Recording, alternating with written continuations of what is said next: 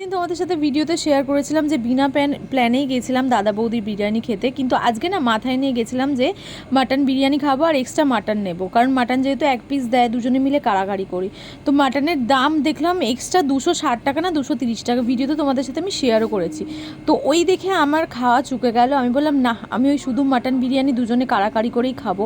আর একটা মাটন বিরিয়ানিতে এতটা পরিমাণ দেয় যে একা তো খাওয়াই যায় না, তাই জন্য দুটো অর্ডার করার কোনো মানেই হয় না। যাই হোক, এখানে খুব ভালো একটা মাংসর পিস পড়েছিল, আর আগের দিন তোমরা দেখেইছিলে আমি গাড়িতে খাচ্ছিলাম ফিরনি, আর আজকে পড়েছিল এই নলির পিসটা, যেটা আমার সব থেকে পছন্দ ছিল। আর আমি খুব আস্তে আস্তে ওখানে বসে বসে আওয়াজ করছিলাম যাতে বের করা যায়, কিন্তু দুঃখিত আমি বের করতে পারলাম না। এটা আমার খুব পছন্দের একটা পিস, বাট আমি বের করতে কিছুতেই পারলাম না।